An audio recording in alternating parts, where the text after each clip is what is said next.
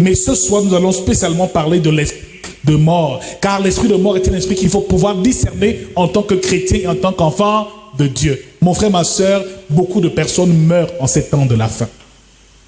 Des accidents, des pandémies.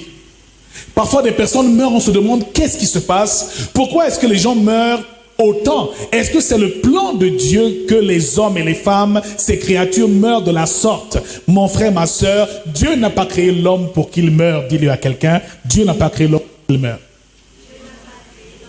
Adam et Ève ont été créés parce que Dieu voulait que les hommes vivent éternellement comme lui, créés à l'image et à la ressemblance de Dieu. Mais maintenant, la présence du serpent et de l'adversaire est venue corrompre le genre humain. Ce qui veut dire qu'ici, l'homme a perdu cette ressemblance, cette nature divine, cette capacité à vivre éternellement.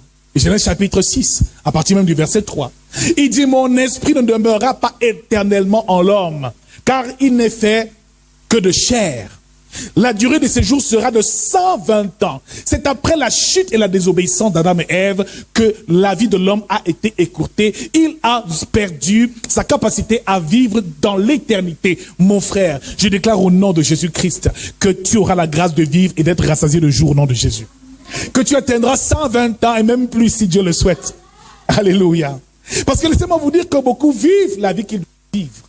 Le temps qu'ils doivent vivre sur terre. Car Dieu a prévu le temps de l'arrivée de l'homme sur terre. Mais aussi il y a un jour où il a prévu que nous quitterons ce monde. Alors, pendant cet intervalle, il y a beaucoup de choses qui se passent. Alléluia. Et ce soir, nous allons comprendre pourquoi certains meurent avant le temps prévu par Dieu. Il y a malheureusement des personnes qui nous ont quittés, mais qui ne devaient pas encore nous quitter parce que le prince de ce monde a, comme on peut dire, une organisation bien établie et il sait comment est-ce qu'il fait pour que malheureusement les jours des hommes s'écourtent sur terre. Mon frère, il y a des morts qui sont dans la volonté de Dieu et des morts qui ne sont pas dans la volonté de Dieu. Il y a des personnes qui vivent, qui se lèvent le matin et qui vont à leur lieu de service, mais qui ne rentrent pas le soir. Que s'est-il passé? Quels sont les esprits qui influencent et qui empêchent à l'homme de vivre une vie heureuse? Mon frère, nous sommes souvent frappés par des maladies, par des attaques nocturnes. Parfois, nous vivons et nous faisons des personnes font des accidents, on ne sait pas comment c'est arrivé. Mon frère, il y a aussi la présence de l'adversaire sur terre. Et le livre de Apocalypse chapitre 12, à partir du verset 9, nous dit qu'il y a eu une guerre là-haut dans les cieux. Et que le diable a été précipité. Michel et ses anges l'ont précipité sur la terre. Et la Bible nous dit malheur à la terre, malheur à la mer, car le diable est descendu vers vous, animé d'une grande colère. Ce qui veut dire que celui qui pense qu'il n'y a pas d'autre force qui agisse dans ce monde, vraiment est très malheureux et sera influencé sans même le savoir. C'est important de célébrer la vie que Jésus-Christ nous donne, mais il est aussi important de la stratégie de l'ennemi et de l'adversaire pour mettre fin à la vie des hommes. Je déclare ce soir que tu ne mourras pas avant le temps.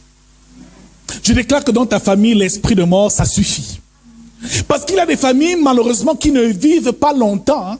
Il y a des villages où les gens meurent à partir d'un certain moment, personne ne dépasse. Je déclare que quel que soit le malheur, la malédiction qui a été déclarée contre ta famille, vous vivrez jusqu'à 100 ans et 120 ans au nom de Jésus. Je déclare que tu seras rassasié de jour. Mais aussi, il faut que tu réalises que la connaissance est la délivrance. Mon peuple périt faute de connaissance. Il dit, vous connaîtrez la vérité et la vérité vous affranchira. Nous verrons ce soir quel est le signe de l'esprit de mort dans la vie d'une personne. Et nous verrons comment faire pour se séparer d'un tel esprit. Parce que Dieu nous révèle dans sa parole comment faire pour vivre longtemps sur terre. Beaucoup meurent parce qu'ils ne savent pas comment vivre longtemps sur terre. Dis à quelqu'un, veux-tu vivre longtemps? Pose la question à quelqu'un, veux-tu vivre longtemps? Veux-tu être rassasié de jour? Ou c'est quand est-ce que tu es déjà à la fleur de l'âge où tu dois jouir des bénédictions de tout ce que tu as travaillé que malheureusement ton âme est reprise? Mon frère, ma soeur, si tu écoutes ce message, si tu le mets en pratique, chacune des paroles que tu recevras ce soir, tu vivras longtemps au nom de Jésus-Christ. Luc chapitre 16. Nous lirons à partir du verset 19. Il y avait un homme riche qui était vêtu de pourpre lin et qui chaque jour menait joyeuse et brillante vie. Mais un pauvre nommé Lazare, qui était couché à sa porte, couvert d'ulcères, et désirait de se rassasier des miettes qui tombaient à la table du riche, et même les chiens encore léchaient ses ulcères. Le pauvre mourut, et il fut porté par les anges dans le sein d'Abraham. Le pauvre mourut, et il fut porté par les anges. Première chose à retenir ici, c'est que le riche menait une merveilleuse vie sur terre. Il avait une belle vie. Car voyez-vous, il y a une différence entre avoir une belle vie et avoir une bonne vie, comblé de tous les biens matériels. Et je sais combien les gens désirent les biens et les richesses matérielles durant leur pèlerinage sur terre. Mais laisse-moi te dire que les richesses matérielles, quand tu meurs, ne te serviront à rien, tu n'emporteras rien sur terre. Le riche était heureux et joyeux, mais il y avait aussi à sa porte un pauvre qui, lui, vivait et menait une bonne vie. Une bonne vie, c'est une vie en accord avec la parole de Dieu.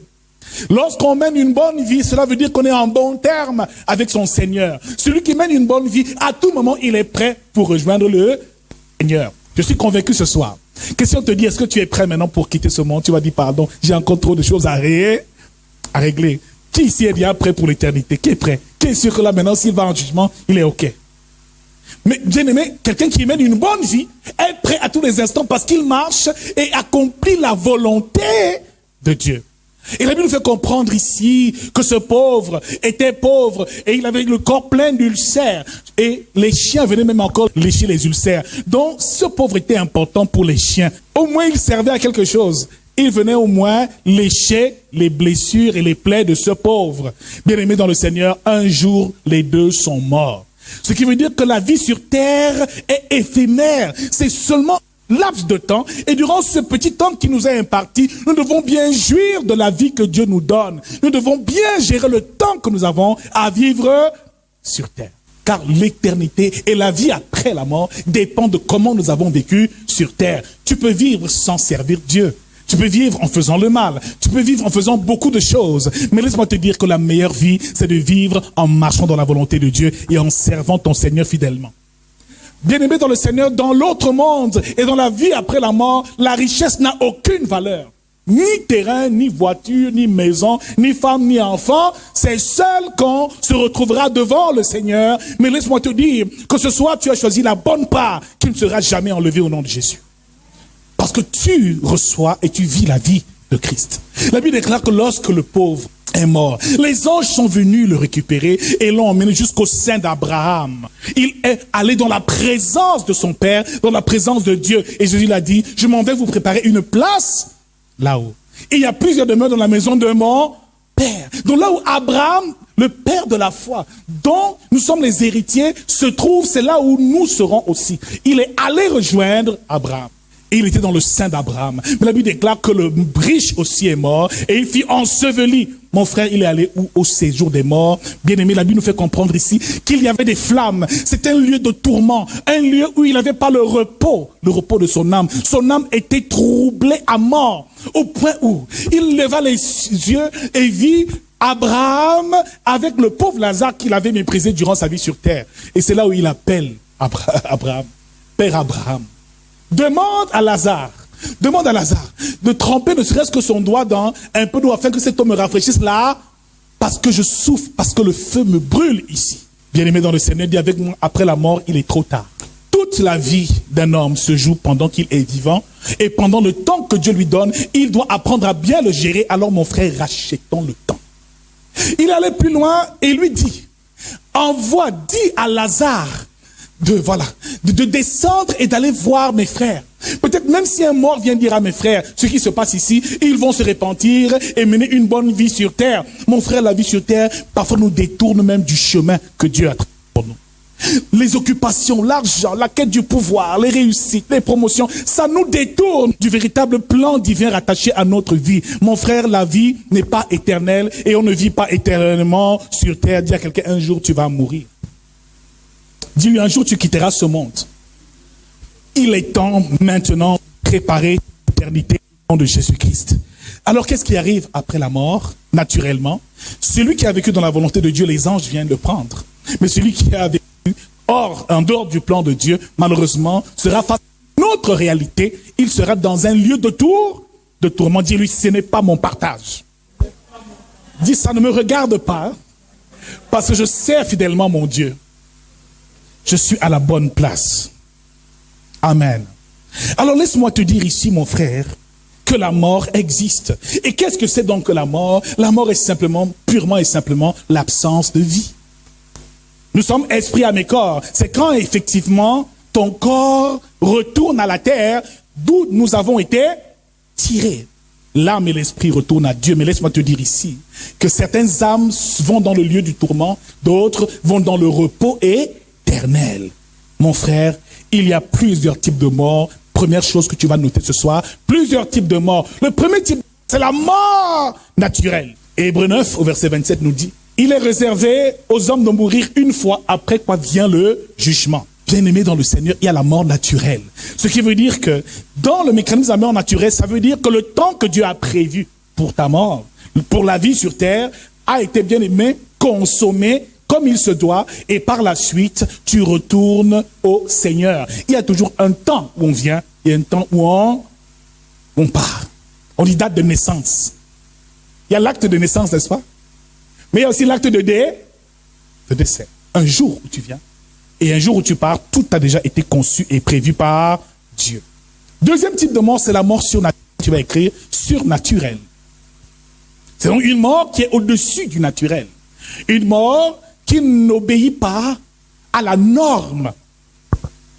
Une mort, quelquefois, causée par les hommes, causée par des personnes méchantes, causée par des mains ennemies qui empêchent à l'homme de pouvoir jouir de sa vie abondante sur terre. C'est la mort surnaturelle. Ézéchiel chapitre 13 au verset 18, Dieu s'adresse à des femmes et aux hommes qui effectivement ont pour mission de détourner les âmes et de les tuer. C'est dans la Bible. Donc le commerce des âmes existe, mon frère.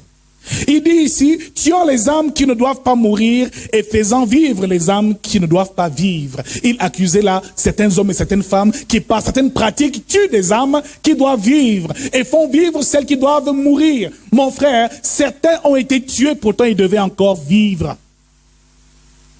Ce sont des pratiques qui existent même dans nos sociétés traditionnelles. On parle du femme-là, on parle, voilà, de quoi, du Kong, de beaucoup de choses dans nos traditions. Mais laissez-moi vous dire que ce sont des réalités spirituelles.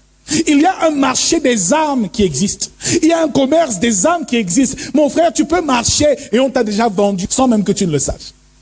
Tu peux vivre, marcher et respirer, mais ton âme n'est plus là. Ton esprit t'a déjà quitté depuis longtemps. Ce n'est que la coque, la carrosserie qui marche. Mon frère, ma sœur, il y a d'autres réalités spirituelles qu'il faut intégrer. Et là, nous parlons de la mort surnaturelle. Il y a troisièmement la mort spirituelle. Et qu'est-ce que c'est que la mort spirituelle? Celui qui est mort spirituellement est une personne qui est déconnectée et privée de la vie de Dieu. Une personne qui n'a pas reçu le Saint-Esprit, une personne qui n'est pas née de nouveau, une personne qui n'a pas accepté Jésus-Christ, vit, mais est mort spirituellement. Quand Adam et Ève ont mangé le fruit de l'arbre interdit au jardin d'Éden, la Bible déclare qu'ils ne sont pas morts. Pourtant Dieu leur a dit vous allez mourir. Mais ici ce n'était pas une mort physique, mais une mort spirituelle, ce qui veut dire une déconnexion d'avec le Créateur et d'avec le Dieu qui t'a créé. Celui qui est donc mort sur le plan spirituel, c'est une personne qu'on appelle l'homme animal. Dit, je ne suis pas un homme animal. En Corinthiens chapitre 2 au verset 24 nous dit, mais les choses de l'esprit sont étrangères à l'homme animal. L'homme animal ne connaît pas les choses de l'esprit. C'est une folie pour lui. Parce qu'un homme qui a reçu Jésus-Christ n'est plus un homme animal. C'est un homme régénéré, est un homme qui marche selon et par l'esprit de Dieu. Bien-aimés, voilà donc les types de mort. La mort naturelle, la mort surnaturelle, mais aussi la mort spirituelle. Et ma prière, c'est que tu ne meurs pas spirituellement au nom de Jésus. Parce qu'il y a des païens qui vivent, ils n'ont jamais connu Jésus, jamais Dieu, ils vivent, ils meurent comme ça. Ils vivent, pourtant ils mangent tous les jours, mais ils sont morts spirituels. Spirituellement, on peut faire d'eux ce qu'on veut. L'adversaire peut faire de ce qu'il veut. Bien-aimés dans le Seigneur, comme il y a plusieurs types de mort, il y a aussi plusieurs formes d'esprit de mort. Parce que la mort est un esprit. Et laissez-moi même vous dire une chose. La mort est la chose la plus notable qui soit pour l'homme. Apocalypse, chapitre 18, au verset 1. Jésus dit, je tiens en ma main les clés des morts et du séjour des morts. Et il va plus loin. Dans Matthieu chapitre 16, au verset 19, il dit à Pierre, je te donnerai les clés qui ouvrent le royaume des cieux. Tout ce que tu liras sur terre sera lié là-haut, et tout ce que tu délieras sur terre sera délié là-haut. Il dit, les portes du séjour des morts ne prévaudront point contre elle, l'Église. Donc ici, Jésus venait donc sur terre afin de récupérer les clés de la mort, parce que la mort était un redoutable adversaire. Jésus a vaincu la mort, et je déclare que tu vas vaincre la mort au nom de Jésus.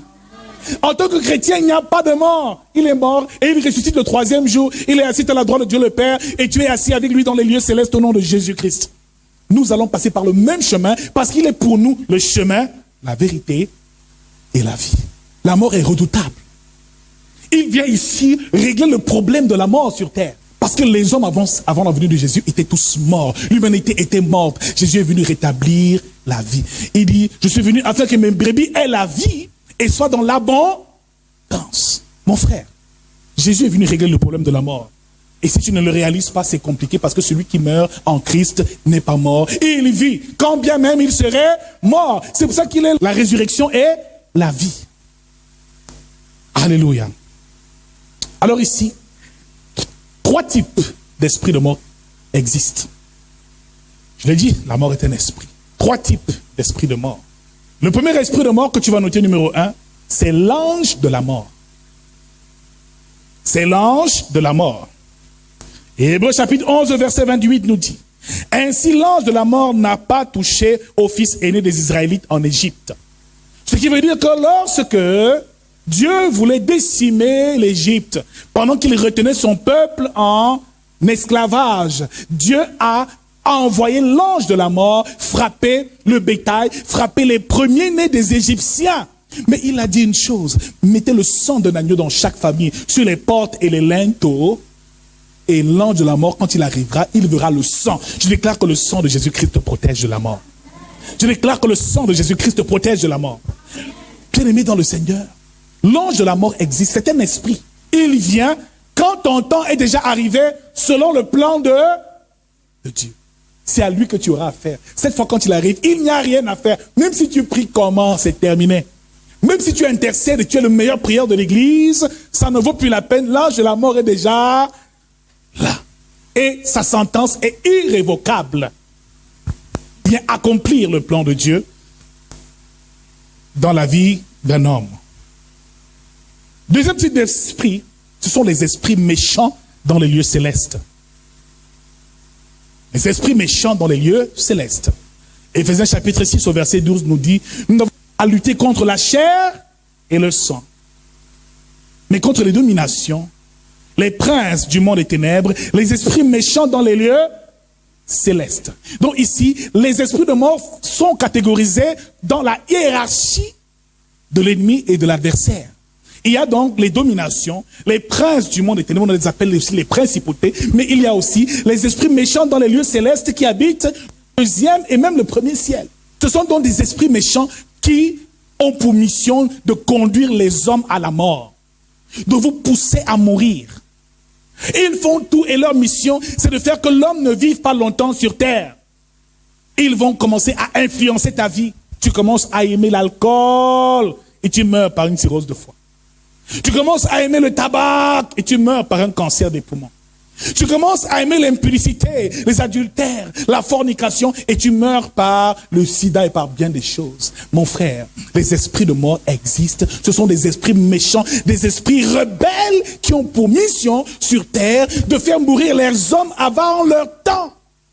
Nous devons donc être conscients de cette réalité spirituelle. Tu vas écrire numéro 3, l'esprit humain. L'esprit humain. Lévitique chapitre 20 au verset 27 nous dit, si un homme ou une femme ont en eux l'esprit d'un mort ou un esprit de divination, ils seront punis de mort et ils seront lapidés. Donc la Bible nous parle aussi de l'esprit d'un mort, dont tu peux vivre et être possédé par l'esprit d'un mort. C'est une réalité spirituelle et biblique. Il y a des personnes qui ont parfois des dons pour voir, la voyance, la divination. Des marabouts qu'on va consulter, explique-moi un peu ma vie, qu'est-ce qui ne va pas. Ils sont parfois conduits par des esprits de mort, des personnes déjà décédées. Parfois c'est son grand-père, parfois c'est son arrière-grand-père, parfois c'est son père qui lui communique les messages de l'au-delà. L'esprit humain aussi est compliqué, alléluia. Il y a donc des personnes sur cette terre qui vivent. qui ont déjà fait des pactes avec le diable. Mais lorsqu'ils meurent, leur esprit, ils peuvent même le transférer à une personne, à un petit enfant. Donc n'envoie pas tes enfants n'importe où. Certains sorciers ont cette capacité-là. Avant de mourir, ils transmettent son esprit à un enfant. L'enfant commence à agir comme lui, à parler comme lui. Dis que ce ne soit pas ton partage au nom de Jésus. Dis avec moi feu au nom de Jésus. Il meurt, mais il laisse son esprit, il dépose cet esprit-là en quelqu'un, un de tes enfants. Il est parti, mais l'esprit de mort habite cet enfant. Et toute sa vie sera régie et conduit par cet esprit, influencé par cet esprit de mort. Je déclare que cela n'est pas ton partage au nom de Jésus-Christ. Il y a des personnes qui agissent ainsi. Des personnes qui vivent, qui sont habitées par un esprit de mort. Parfois tu vois un enfant, tu te dis, mais comment il a l'air vieux comme ça? Tu vois une jeune sœur qui a 20 ans. Mais quand tu la vois, elle est comme une vieille maman. C'est l'esprit de mort. Peut-être qu'il la possède. Il faut qu'elle passe à la délivrance pour retrouver sa fraîcheur, toute sa beauté. Parce que cet esprit, quand il habite une personne, cela change totalement sa vie et change la qualité même de sa vie. Mon frère, ce n'est pas notre partage de vivre avec un esprit de mort. Comment l'esprit de mort ou l'esprit de mort fait pour s'introduire dans la vie des hommes? Comment font-ils pour influencer nos vies? Au quotidien, les gens ne le savent pas. Accident, il est mort. Non, l'esprit de mort était déjà là bien avant. Pas à l'hôpital, rapidement, en quelques temps, on se demande, ma maladie, on ne sait pas. Ça s'est passé tellement vite, on n'a rien compris. Mon frère, quand il y a l'esprit de mort, la maladie est décuplée fois 1000. Une maladie simple se soigne par des médicaments et un traitement. Mais quand l'esprit de mort est mêlé là-dedans, se mêle à cela, ça devient compliqué. Nous verrons plus tard, plus loin dans l'enseignement, qu'il y a des personnes qui ont la capacité de se connecter à l'esprit de mort. Et d'envoyer ces esprits de mort déranger les vivants, mon frère. Là, ça devient encore plus compliqué. La première chose qui lie l'homme aux esprits de mort, ce sont les rites, numéro 1, et les coutumes. C'est l'héritage. Ce qui veut dire ici, les esprits de mort font des alliances avec les hommes et parfois agissent de génération en génération. Les esprits de mort, parfois, agissent de génération en génération. Ce sont des pactes et des alliances des familles. Donc, s'il y a un esprit de mort dans cette famille qui fait qu'à chaque fois, personne n'atteint un certain, il n'y a pas de vieillard dans votre famille, c'est qu'il y a quelqu'un dans la généalogie, dans ton ancestralité, qui a fait un pacte avec ces esprits-là. Pour des pouvoirs, pour la protection, pour l'argent. Il dit, je te sacrifie ma descendance, leur vie sera écoutée, je te les offre. Donne-moi ceci. Il reçoit ce qu'il veut maintenant. Il ne tient pas compte que toutes les générations, 3e, 4e génération par la suite, sont sous le coup d'une malédiction. La Bible déclare aussi que la malédiction court de 3 jusqu'à 4 générations. C'est compliqué. Ça devient compliqué. Alors ici, les traditions peuvent nous emmener très loin, les rites. Il y a des peuples dans nos villages qui sont permanemment en contact avec les esprits de mort. On donne la nourriture aux morts. On dort dans les cimetières. On dort avec les morts. On fait des sacrifices sur les crânes. Mon frère, plus tu perpétues ce genre de tradition et de rites, plus tu seras lié aux esprits de... Ne sois pas surpris qu'il y ait constamment des morts qui se répètent dans la famille. Des gens qui souffrent et qui ont des problèmes au quotidien. Et 1 Corinthiens chapitre 10 au verset 20 nous fait comprendre que ce qu'on sacrifie, on le sacrifie à des démons et non à Dieu. Car il ne veut pas que nous soyons en alliance avec des démons. Bien-aimés dans le Seigneur, derrière ces esprits de mort qui parlent, il y a des esprits méchants. Il y a aussi des esprits humains. Des personnes qui ont fait le mal sur terre, qui sont comme des âmes damnées, qui vous donnent des messages parce que c'est des personnes qui sont dans les dimensions spirituelles. Ce n'est pas de l'esprit Saint-Esprit qui parle, ni Dieu qui parle, ce sont des esprits méchants qui parlent. Mon frère, depuis que tu fais cette tradition, est-ce que ta vie marche? J'ai eu des cas où chez moi au village, on donne la nourriture aux morts, on va faire, mais ta vie marche? Non, j'ai trop de problèmes. Souvent, ça ne marche pas. Amen. Si ça ne marche pas, dis à quelqu'un, arrête maintenant. Si ça ne marche pas, dis à quelqu'un, cesse de faire cela maintenant. Amen. Deuxième voie d'accès des esprits de mort, la nécromancie, la divination ou le spiritisme. La nécromancie, c'est une science occulte qui permet à un homme vivant d'obtenir certains pouvoirs qui lui permettent d'invoquer les morts. Dans nos villages, ça existe. Dans certaines familles, ça existe. Certains marabouts le font. Et dans 1 Samuel chapitre 8, au verset 3 à 25, le roi Saül est allé voir une femme nécromancienne, une sorcière, afin de réveiller l'esprit de Samuel. Samuel qui était endormi est sorti et est venu parler. Pourquoi me réveillez-vous? Mon frère, il y a des personnes qui ont des pouvoirs occultes que le diable donne, à qui le diable donne des pouvoirs tellement occultes qu'ils peuvent réveiller un mort. Le témoignage d'un ami qui cherchait sa délivrance, qui allait au village à Kumba, où il s'est assis sur une table. Le féticheur lui a dit, écoute, je vais te laisser 15 minutes ici, tu vas causer avec ton grand-père. Il dit, mais mon grand-père est mort depuis, ça fait 20 ans, je l'ai connu, j'étais encore tout petit comme ça. Il dit, non, je vais te laisser causer avec lui. Dès que le marabout est sorti, son grand-père est sorti. Il veut s'asseoir à côté de lui, il dit, fils, petit-fils, voici maintenant les secrets de la famille, il lui dit des choses. Grand-père, c'est toi. Il touche son grand-père est physique. Dans ce pays, ça existe. Alléluia. Si tu veux revoir ton père, je t'amène là-bas. Qui veut faire ça? Qui veut vivre cette expérience-là? Si tu veux voir ta mère décédée, je t'emmène là-bas, mais je te dis, les conséquences seront tes... Parce que Dieu nous interdit d'entrer en communication avec ce genre d'esprit et ce genre de choses. C'est des séances occultes. Donc, en allant chez les féticheurs, tu ne sais pas par quel esprit lui il travaille. Mais laisse-moi te dire que la plupart travaillent avec les esprits des défunts, des gens morts. Et à ce moment-là, il te donne les messages, il te soigne, il fait ceci. Mon frère, ma soeur, c'est de la divination. Et c'est même, je dirais, de la sorcellerie. Que cela ne soit pas ton partage au nom de Jésus. Que le Seigneur te délivre. Toi, le marabout que tu as rencontré, s'il t'a connecté aux esprits de mort, que ces esprits-là te libèrent et te quittent au nom de Jésus-Christ. Toi, tu vas seulement chercher ta délivrance. Oh, vraiment, j'ai trop de problèmes. Blinde-moi. Il te connecte aux esprits de mort. Tu marches tous les jours avec les esprits de mort. Parfois, des enfants naissent, on va sacrifier des agneaux, des bêtes, des moutons, on le consacre aux esprits de mort. Tu marches, mais il y a des morts qui te suivent partout. Dis avec moi, cela ne t'arrivera jamais. C'est des choses qui arrivent. C'est une réalité spirituelle. Alors, mon frère, ma soeur, faisons bien attention à ces personnes que nous allons rencontrer souvent. Troisième porte d'accès aux esprits de mort. Numéro 3, un fort attachement à un défunt. Le fort attachement qu'on a vis-à-vis d'un défunt ou pour un défunt.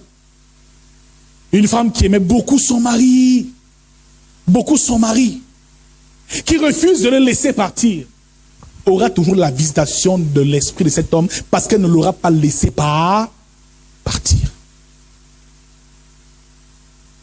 Une fille qui aimait beaucoup son père. Et j'ai le témoignage d'une sœur comme ça qui était venue me voir il y a près de 10 ans même aujourd'hui. Elle vient me voir et me dit, homme de Dieu, ça ne va pas. Je dors dans ma chambre, c'est comme si mon père est toujours vivant. Je me couche, je sens son odeur. Parce que j'ai dans ma chambre ses habits, ses photos, ses chaussettes et tout. Tous les jours, je lui parle, papa, je lui parle, mais je dis, ma fille, tu es en train de faire une grave erreur. Laisse-le partir. Si tu as quelqu'un que tu as aimé de la sorte, laisse-le partir. Trop de souvenirs. Sa bague, sa chevalière, son machin, la montre qu'il portait. Chaque fois que tu rêves, tu vois seulement ton père. Il faut que tu le laisses partir. Il fallait donc la délivrer de cela et prier pour qu'elle se libère, même des objets qu'elle détenait encore de cet homme. Ainsi, sa délivrance a été complète. Tu perds ton mari, il y a encore ses photos partout, dans la maison, dans la chambre, dans les toilettes, partout. Mon frère, ça devient compliqué. Amen. Tu ne veux pas le laisser spirituellement, tu le retiens sur terre. Parce que les personnes parfois partent de manière brutale. Elle me dit que mon père a appris que j'ai accouché.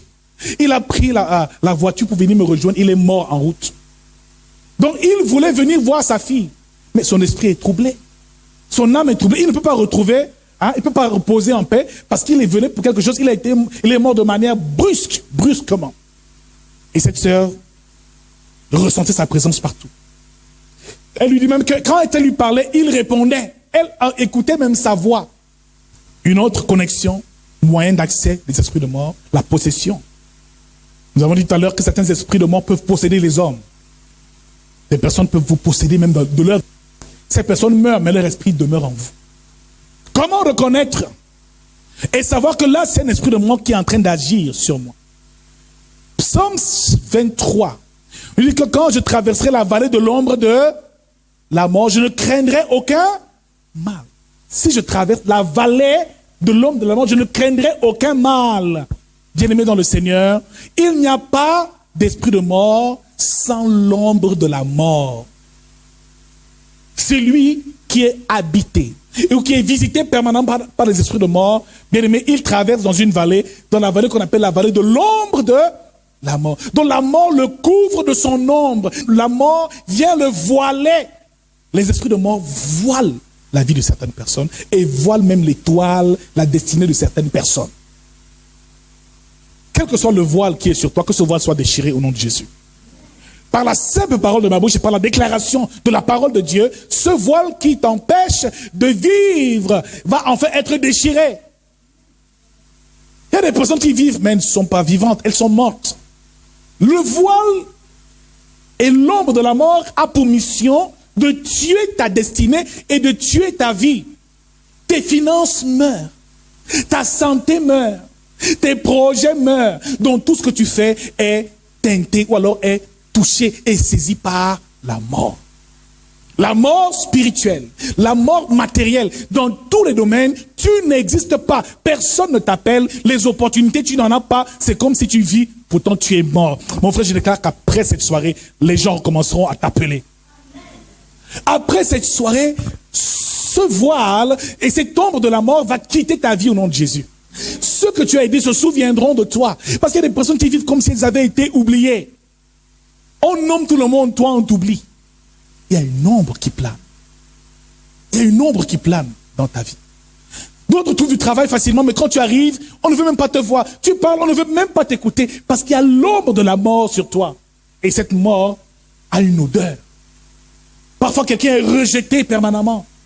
Les gens ne t'aiment pas. À peine tu arrives quelque part, il y a un fort esprit de rejet, on te chasse. C'est aussi ça la présence de l'esprit de mort dans la vie de quelqu'un. Alléluia. Que le Seigneur nous délivre tous ce soir de la mort. Si tu es venu ce soir avec ce genre de problème, ton problème est réglé au son de ma voix au nom de Jésus. Alors ici, l'un des signes. Premier signe, pour reconnaître que tu es influencé par les esprits de mort, c'est que dans tes rêves, tu rêves permanemment des morts, des personnes déjà décédées. Pendant que tu rêves, tu dors. Tu ne rêves jamais que tu vis dans la réalité ou dans le présent. Toujours tes rêves sont soit au village avec un de tes grands-parents morts, avec ta tante qui était morte, avec ton père qui était mort. Permanemment dans les rêves, tu manges avec les morts, tu vis avec les morts, donc ton esprit est plus proche des morts que des vivants. L'un des signes qu'une personne est possédée ou dérangée par un esprit de mort, c'est simplement la présence de ces morts dans ses rêves. Deuxième signe, la solitude. Une personne qui est habitée par l'esprit de mort aime rester seule et s'isoler. Parce que celui qui a l'esprit de mort doit comprendre que tout esprit de mort est un esprit jaloux. Toujours en train de s'isoler, toujours en train de se souvenir de son père, et mon mari, toujours seul, au point où la personne n'a plus de vie. Quand tu vois une personne comme celle-là, qui se coupe des autres, qui aime toujours rester seule, demande-toi et pose la question, est-ce que cette personne-là n'est pas habitée par un esprit de mort? Troisième chose, la tristesse. Vous voyez, quand quelqu'un est permanemment, quelqu'un assiste même à un deuil ou aux funérailles, l'un des signes, ou un deuil, ou alors à une cérémonie de deuil, cette cérémonie est toujours, voilà, il y a toujours ce sentiment de tristesse qui habite les gens. Amen. Mais tu vois donc une personne qui, même après la mort de quelqu'un, est toujours triste.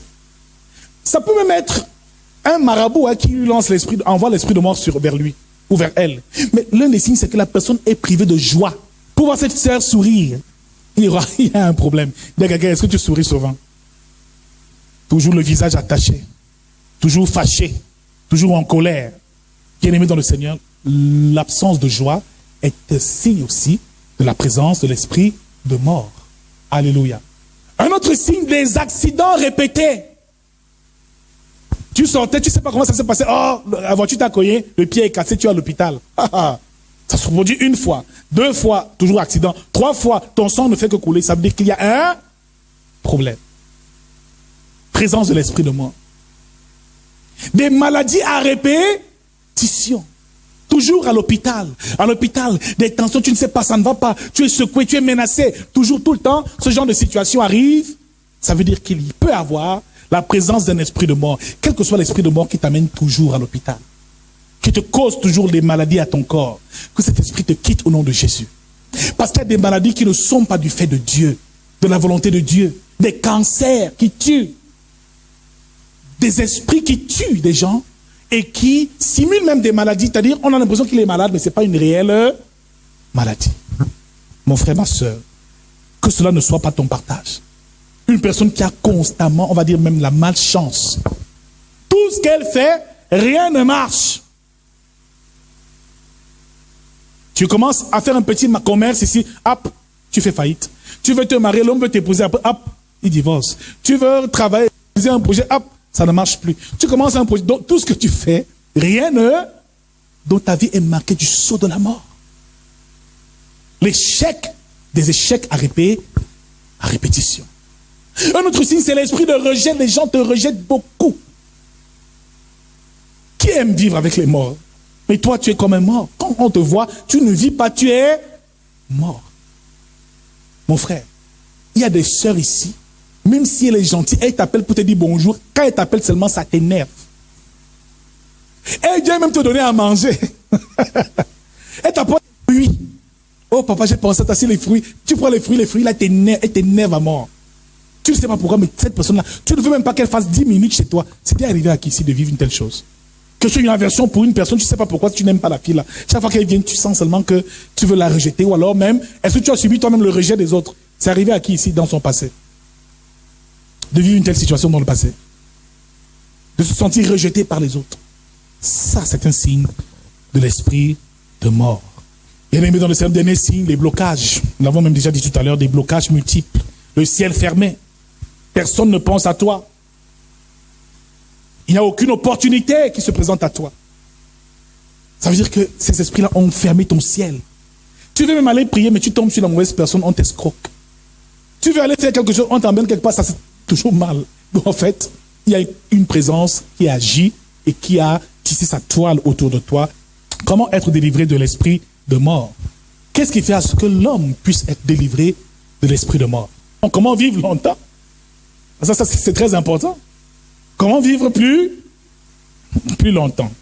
Première chose, pour vivre longtemps, veille sur ton corps. Éphésiens 5 au verset 29 nous parle de veiller sur notre corps, d'en prendre soin. 1 Corinthiens chapitre 6, à partir même du verset 19 au verset 21 nous dit, ne savez-vous pas que votre corps est le temple du Saint-Esprit, le temple du Dieu vivant? Dans le corps que tu as ne t'appartient, veille sur ton corps.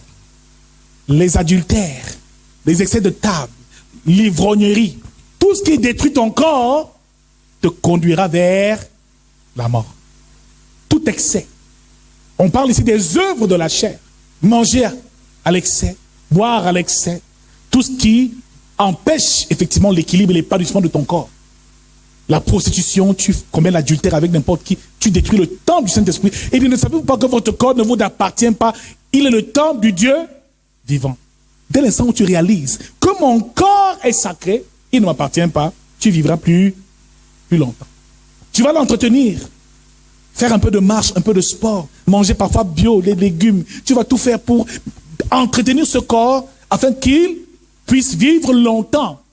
Parce que c'est l'habitat de Dieu. Si tu en fais n'importe quoi du corps que tu as, il périra bien trop tôt. Et je déclare que cela ne sera pas ton partage non plus au nom de Jésus. Deuxième chose, veille sur ton âme. À part le corps, veille sur ton âme. Proverbe 4, verset 23 nous dit encore, garde ton cœur plus que toute autre chose, car de lui coulent les sources de la vie.